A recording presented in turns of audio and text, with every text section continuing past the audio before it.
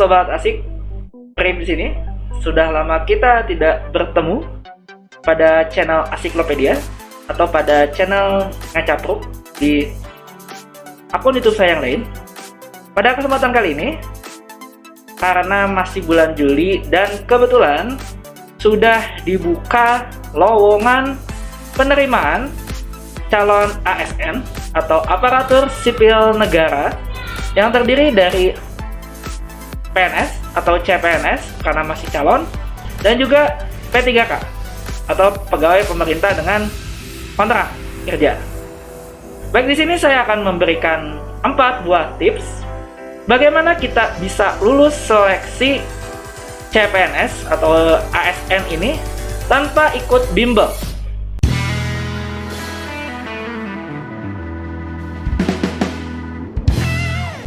Oke, kita mulai dari yang pertama. Tips yang pertama adalah 1. Kita pilih formasi yang bisa dibilang ya sepi peminat. Ini sangat penting sekali.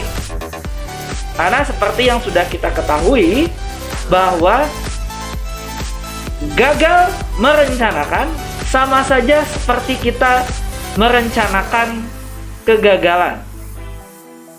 Tapi ini tidak berlaku untuk formasi-formasi yang mungkin kebutuhan spesifik.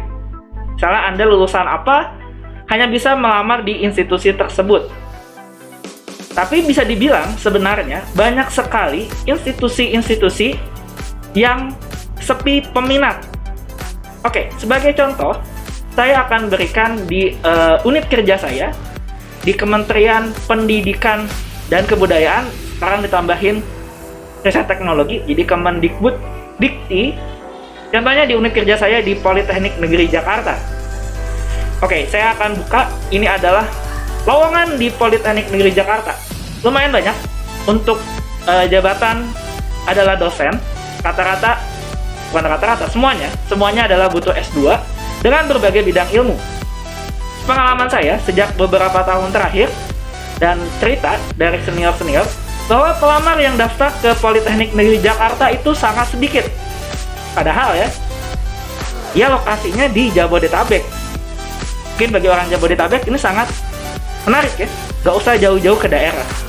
Itu bagi orang daerah bisa kerja di Jakarta, lumayan juga, walaupun ya bisa dibilang biaya hidupnya lebih tinggi.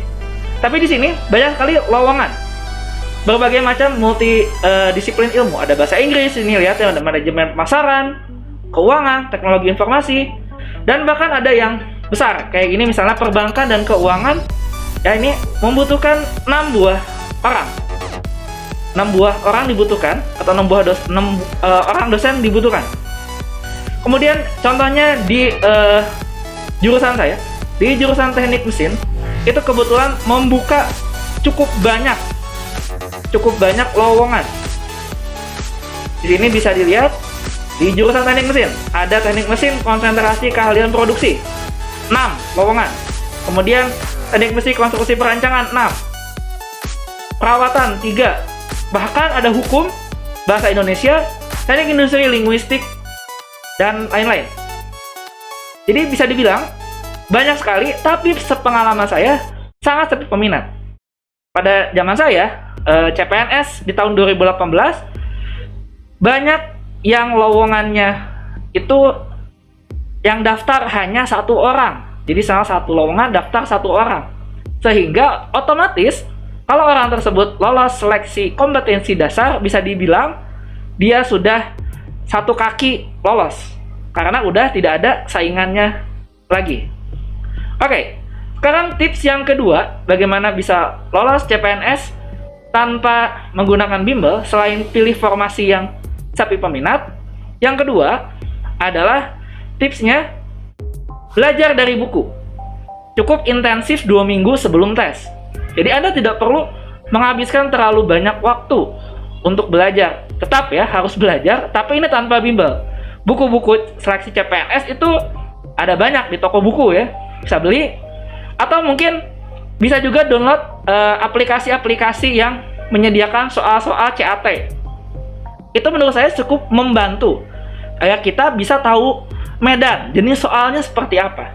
Dan tidak perlu lama-lama, menurut saya cukup intensif 2 minggu saja. Yang penting kita paham jenis soalnya seperti apa. Baik, itu adalah tips yang kedua. Lalu tips yang ketiga di sini, bagaimana kita bisa lolos CPNS tanpa bimbel? Oke, adalah mengerjakan soal tidak berurutan. Jadi ada soal jumlahnya cukup banyak ya, jumlahnya banyak dan waktunya hanya 90 menit. Kita memiliki waktu terbatas dengan jumlah soal yang banyak. Dan jumlah soal untuk SKD pada seksi CAT atau Computer Assisted Test itu ada 3 jenis. Yang pertama ada tes wawasan kebangsaan, ada tes intelijensia umum (TIU), dan tes kepribadian (TKP). Dan masing-masing itu harus diperhatikan, mereka memiliki bobot atau passing grade yang berbeda-beda. Passing grade berbeda-beda, Anda harus lolos passing grade untuk semua 3 jenis soal ini. Kalau tidak lolos, artinya tidak bisa lanjut ke seleksi berikutnya. Walaupun nilai Anda besar. Contohnya, passing grade TIU misalnya butuh nilainya adalah 80. Nilai Anda 60, sedangkan nilai yang lain sangat tinggi. Total Anda misalnya nilainya mencapai 360. Tapi ada satu saja yang tidak lolos, maka Anda dinyatakan tidak lolos SKD. Nah, tadi triknya kita mengerjakan tidak berurutan. Ini yang biasa saya pakai. Saya biasa mengerjakan TIU terlebih dahulu. Kenapa? Karena saya orang sains, orang eksak yang biasa mengerjakan soal hitungan. Jadi saya butuh pikiran yang lebih fresh ketika mengerjakan. Jadi saya kerjakan TIU dulu, setelah itu lanjut ke TKP. TKP ini agak tricky, karena ini bisa dibilang soalnya tidak ada benar atau salah, hanya nilai bobotnya yang berbeda-beda. Ini butuh konsentrasi yang tinggi. Jadi kita butuh spare waktu yang cukup banyak di TIU dan TKP. Nah, yang berikutnya adalah TWK, tes wawasan kebangsaan. Ini berbeda dengan TWK-nya pegawai KPK ya, dalam bentuk wawancara. Tidak, ini dalam bentuk tes tulis dan seperti soal PPKN kalau bisa dibilang. Nah, di sini ya kalau tidak tahu tembak saja gitu. Nah, karena tidak tahu tembak saja, makanya saya selalu menaruh TWK itu terakhir. Jadi TIU TKP itu kalau di total mungkin total waktunya sekitar 70 menit. Dan Anda kerjakan 20 menit terakhir atau mungkin 15 menit terakhir untuk TWK. Jadi fokus di mana yang kita kuat. Tadi yang penting TWK-nya itu adalah passing grade. Semuanya passing grade. Dan jangan menghabiskan waktu ya untuk sesuatu yang Anda tidak begitu kuasai. Biasanya kalau Anda taruh TIU belakangan, nilai Anda akan hancur lebur. Karena sudah tidak ada waktu, tinggal nembak saja. Jadi ini adalah trik yang biasa saya pakai dan alhamdulillah saya 1 kali tes itu langsung passing grade semua. Walaupun mepet ya, saya mepet di TKP. Jadi benar-benar nilai saya itu pas 1 angka di atas passing grade. Sehingga saya lolos dan kebetulan saya saingannya saingan saya nilainya tadi ya, nilainya lebih besar, tapi dia TKP-nya tidak passing grade. Otomatis yang lolos hanya saya sendiri saja. Sehingga saya lolos untuk maju ke SKB, sudah tidak ada saingan. Dan tidak mungkin, terutama saya, kalau udah lolos tidak mungkin tidak diterima.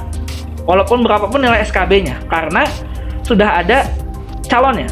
Jadi yang penting itu, Anda lulus SKD, kalau tidak ada saingan, maka kemungkinan 99% Anda akan lolos. Oke, tips yang terakhir adalah ini, berdoa. Memang kelihatannya ya ini seperti pasrah, tapi berdoa itu bisa terjadi ya, karena segala kemungkinan bisa terjadi. Kalau Anda saya ceritakan, di tahun 2018, CPNS 2018, itu banyak sekali lowongan ya, dan banyak sekali yang tidak lulus. Tidak lulusnya bukan karena TIU atau tes intelijensia umum, bukan. Gagalnya karena di tes kepribadian. Banyak yang tidak lolos, sehingga banyak formasi-formasi yang kekurangan orang.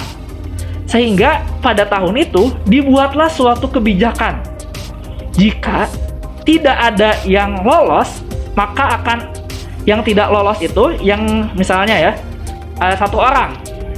butuh 1 formasi, kemudian yang daftar 5 orang. Semuanya tidak lolos karena gagal di TKP, misalnya tidak passing grade. Nah, maka akan diambil 3 teratas untuk masuk ke SKB. Tetapi kalau tadi, misalnya formasinya 1, kemudian ada 5 orang, 1 orang lolos, semuanya passing grade, tapi yang 4 orang lagi tidak, maka otomatis 1 saja diambil. Begitu. Jadi segala kemungkinan bisa terjadi. Karena bisa jadi peraturan itu bisa saja berubah. Baik, mungkin itu dari saya. Sekilas bagaimana menjalankan tes atau mengikuti seleksi CPNS tanpa bimbel. Dan yang jangan dilupakan adalah perhatikan berkas. Jangan sampai berkasnya kurang.